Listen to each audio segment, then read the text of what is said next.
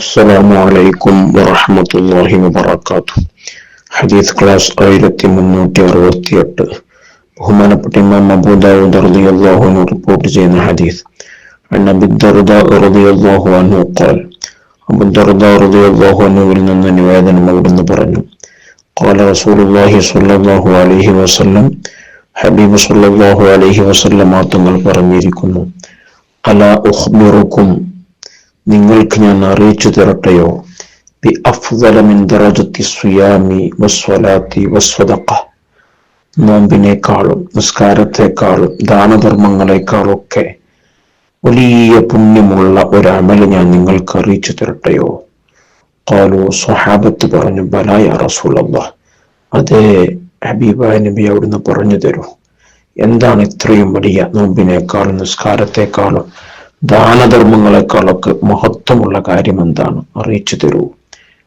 ഖാല, ഹബീബ് സല്ലല്ലാഹു അലൈഹി വസല്ലം തങ്ങൾ പറഞ്ഞു, ഇസ്ലാഹു ദാത്തിൽ ബൈൻ, രണ്ടാൾക്കിടയിൽ നന്നാക്കുക. പരസ്പരം അകന്നു നിൽക്കുന്ന, തെറ്റി നിൽക്കുന്ന, പിണങ്ങി നിൽക്കുന്ന രണ്ടാളുകളെ പരസ്പരം സ്നേഹത്തിലും സന്തോഷത്തിലുമാക്കുക, അവരെ നന്നാക്കുക എന്നുള്ളത് വളരെ പുണ്യമുള്ള അമലാണ്.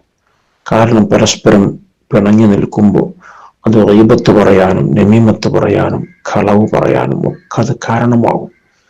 അതുകൊണ്ട് തന്നെ അവരെ തമ്മിൽ നന്നാക്കുക, യോജിപ്പിലാക്കുക, സ്നേഹത്തിലാക്കുക എന്നുള്ളത് നിസ്കാരത്തെക്കാളും നോമ്പിനേക്കാളും ഒക്കെ വലിയ പ്രതിഫലമുള്ള അമലായി ഹബീബ് സല്ലല്ലാഹു അലൈഹി വസല്ലം തങ്ങൾ പഠിപ്പിക്കുകയാണ്.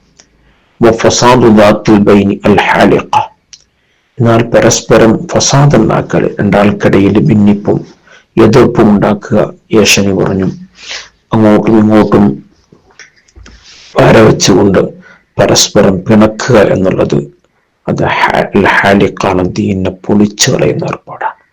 അതൊരിക്കലും ഉണ്ടാകരുത്. നാം കാരണം ഒരാൾ പിണങ്ങിപ്പോകരുത്. നാം കാരണം ഒരാളോട് ഒരാൾ മനസ്സിൽ വെറുപ്പുണ്ടാകാൻ പാടില്ല. നമ്മളെ സംസാരം കൊണ്ട് ഒരു മുഅ്മിനായ മനുഷ്യനോട് ഒരു മുഅ്മിനായ മനുഷ്യന് വെറുപ്പോ ദേഷ്യമോ വിദ്വേഷമോ ഉണ്ടാകാൻ പാടില്ല. പരസ്പരം നന്നാക്കുക നോക്കുക എന്നല്ലാതെ പരസ്പരം അകലാൻ വേണ്ടി നമ്മൾ ആരും ശ്രമിക്കരുത്. അത് വളരെ ഗൗരവമുള്ള, ദീനിനെ പൊളിക്കുന്നത് പോലെയാണെന്നാണ് ഹബീബ് സല്ലല്ലാഹു അലൈഹി വസല്ലം പഠിപ്പിക്കുന്നത്. അല്ലാഹു തആല നല്ല കാര്യങ്ങളിലൊക്കെ മുന്നിൽ നിൽക്കാനും ഒഴിവാക്കേണ്ടതൊക്കെ ഒഴിവാക്കാനും അല്ലാഹു തൗഫീഖ് നൽകട്ടെ. ആമീൻ യാ റബ്ബൽ ആലമീൻ. وصلى الله على سيدنا محمد.